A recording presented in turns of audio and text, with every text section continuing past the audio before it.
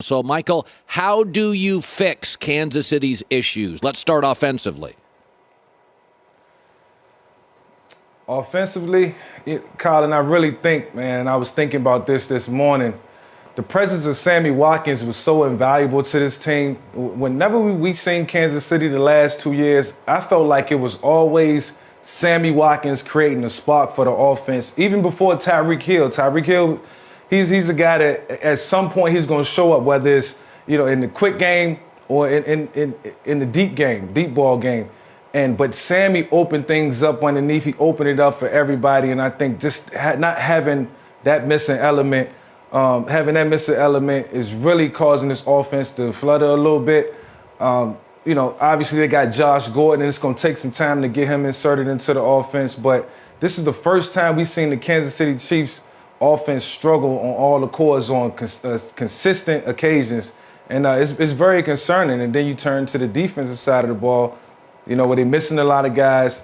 Chris Jones is out. I do like Steve Spagnuolo's scheme, but you got to have the personnel to match, and right now it seems like that's what's missing. No, when I watch this game, Michael, my takeaway is Buffalo over the last 3 years has just hit a lot of big hits in the draft. They have so many different defensive linemen. Mike, in 63 snaps, Buffalo blitzed one time. You've been a quarterback. When a team gets a rush and doesn't blitz, you know what that's like. You're thrown into a sea of bodies. I think Buffalo's got more good players today than Kansas City. Yeah, and what they was doing, they was daring Kansas City to run. Yeah. Like they sat back in the zone and said, all right, look, Tyreek Hill's not going to get over the top. Right. McCole Hardman is not going to beat us over the top. He's not a deep threat. He's a quicker guy that can move in space. We dare you to run the football and try to beat us in the run game, because these other guys are not getting behind our safeties. And Sean McDermott know Andy knows Sean McDermott. So it was a great chess match. But last night, advantage went to Sean McDermott. So I want to talk about Chargers-Cleveland. I thought for most of the game, Cleveland was the better team, and I thought they got hosed on a PI call. But I want to talk about something that's bigger than that. You can tell when you watch Herbert and their coach Brandon Staley, Mike, they're going for it on 4th and 7, 4th and 4, deep in their own territory. They don't care. I mean, that is something. If I was a quarterback, I would love my coach believing in me. On 3rd and 10, the Browns ran the ball into the line, and my take, I could not believe it. I thought, timeout, your defense can't stop the Chargers. There's a minute and a half left. Wouldn't you be concerned if you were Baker Mayfield that your staff doesn't quite believe in you?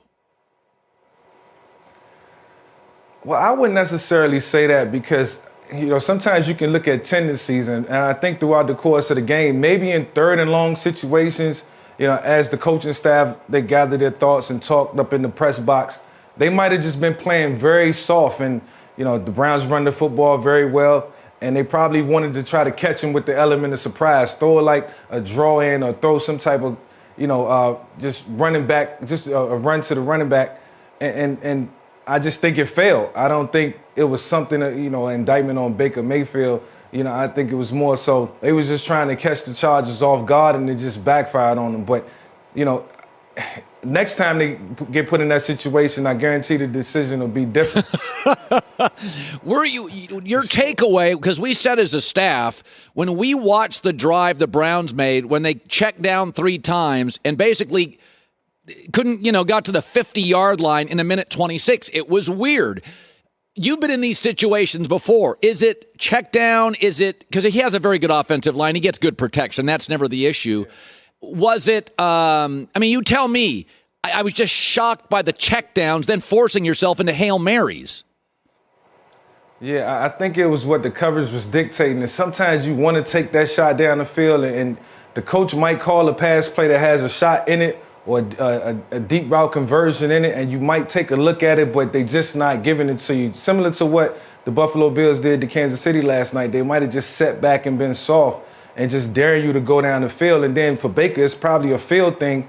If he wasn't successful throughout the course of the game going downfield, then he felt like check downs is the most valuable option. And we are taught in the 2-minute drill, and when we're trying to come from behind, that the check downs become open because they're dropping back and taking everything away. So I think Baker kind of got caught up in that and started, trying to check it down more than he was supposed to. Yeah, they had no timeout, so it did not work in their favor. Your thoughts on Justin Herbert? It is pretty remarkable in 20 starts. Last year he had a chaotic offensive line. They've got a new coaching staff. I am amazed at his team in that fourth down. The punt team often just stays on the sideline. Like it's in his own territory against the team. It's just weird to me. They have since the first snap of this year. Clearly, the coaching staff is not concerned at all about him converting fourth down. Have you ever seen anything like it? Never seen anything like it or never wanted to be a part of it. I would have probably looked at Andy Reid or Jim Moore and in disbelief, like, yo, what the hell is going on? This is not what we do. But it just shows that they got an uncanny belief in Justin Herbert. And Colin, I always go back to our conversations last year when we was talking about this guy and how you just felt like he was the next up and coming. And he's proven that on a continuous basis, week in and week out, from last year to this year, showing the ability to get better. And, the Chargers got to feel good about this pick, because when you make a pick like this and it pans out for you, you got your quarterback for the next 15 years, and all you got to do is build around it. So we'll see more 4th and 7 conversions for sure. By the way, Rashawn Slater, they drafted the left tackle out of Northwestern. He has been absolutely as good as Herbert. He has been a rock at left tackle. So in this league, if you can get the quarterback and left tackle right, I mean, you look at that and you're like, you got 2 Pro Bowlers for a decade. That is a lot of wins. In your life as a quarterback, and you were mobile, and Herbert's mobile, but not your level normal, the value of having a great left tackle, or to your point, a right tackle, your blind side, does it change the psychology of how you think pre-snap? Oh, my God, it's the ultimate comfort level.